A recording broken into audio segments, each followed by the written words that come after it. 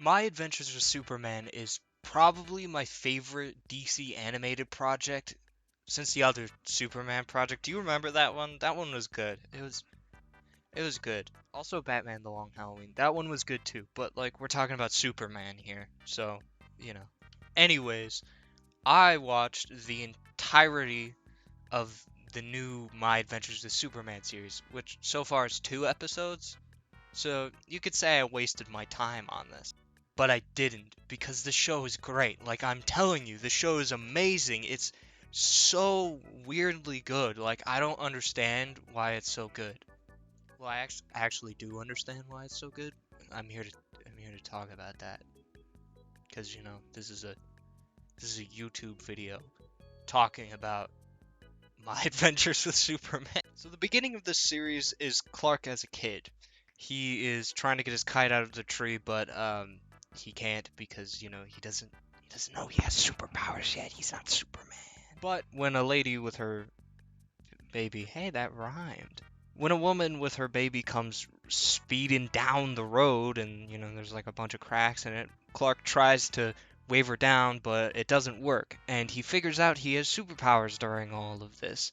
This making it a little canon event for him. Sorry, that's a different universe. Shit, I should talk about that movie. Then, of course, you see Clark and Lois waking up respectively with Jimmy in a bunk bed with Clark, which is the best thing ever, dude. Like, I never thought about that, but it works so well. Then they go to the Daily Planet. Clark and Lois meet up and have a little weird moment because Clark gets a bib put on him. I don't know either, honestly. They go on their little Daily Bugle shenanigans, find robots and Livewire before she was Livewire. We'll get to that in the second episode.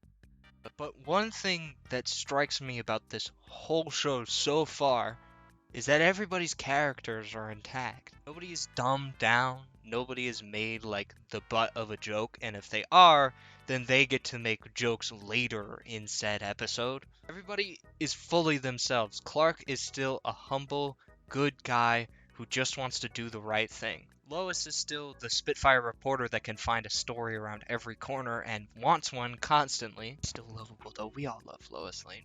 You get it. And then Jimmy's weird, like he always is. He's a weird little guy, and he's still weird in this. He's played great. Like everybody does a great job. This show just is what Superman is. Like he literally saves a cat. He saves a fucking cat in this show. When was the last time Superman did that in anything? It's how far back this show goes to his roots, and I love that because Superman is supposed to stand for hope, and he can't stand for hope if he doesn't help people. If Superman is a god mass murderer and everybody still loves him, that doesn't make any sense because people would hate Superman if he was like how he is in Sorry guys, I had something in my throat there. That was my bad, my bad. Superman is exactly how he should be in the show, and I'm not joking, okay? I'm not joking at all. This is the Clark Kent that I need in live action movies because we haven't had a Superman like this since fucking Christopher Reeve. Dude, that's crazy to think that we haven't had like a genuine Superman since the 70s. Other than animation, of course, Superman Man of Tomorrow did a great job doing all of these things as well. The series just started, and I'm already rooting for Lois and Clark. They already did that. I don't know how. It's been 2 episodes. They fucking did that already. Now, the second episode is where you get into the real meat and potatoes of Clark becoming Superman. Because he gets the suit, so, Superman. I also love that Jor-El speaks a different language, like an alien language, instead of them just speaking fucking English. It doesn't make any sense that an alien race across the universe would develop the exact same language that we did, so it was easy to understand them. No, he speaks full stop alien, alright? We have no fucking idea what he's saying. You can kind of gather it a little bit, though, with context clues, but, like, other than that, you have no clue what Jor-El is saying. Also, can we talk about how badass Jor-El looks? Look at that man. He looks beautiful. That's a god. He looks like a god, dude. He looks like a Greek god. In this second episode, it is mainly about Clark finding out who he is. And that's really it. other than that Livewire and Slade are in there. Yeah, that's right. Slade is voiced by Jerry from Rick and Morty. I don't think that was a bad choice. I just think that based on the character design, they could have gotten someone better. I actually like that he voices Slade. I mean, it's weird that he's Deathstroke, but it's also not that bad, and I don't know why. It's just not that bad to me. I just feel like based on like the, super emo anime boy design that they got going on with Slade, that like his voice doesn't really fit it that well. I mean, Chris Parnell has a great voice for, being a wimp, but the whole point is it's not that bad, alright? So we already got, that was the elephant in the room, we got that out of the way.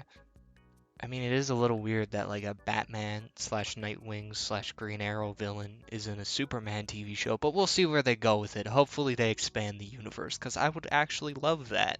I think my main problem with the show is that I didn't hear about it sooner.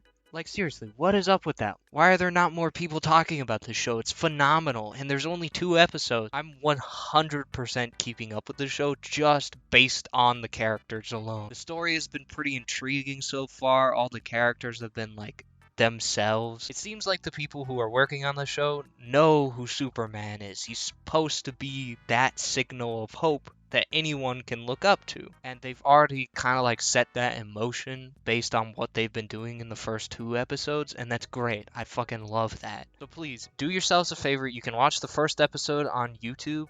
It's free. Go watch it. It's great. That's where I watched the first one. Second one, you might need to use some illegal services for it, but you didn't hear that from me. So you have Max. If you have Max, then don't worry about it. Then you can just go on there. But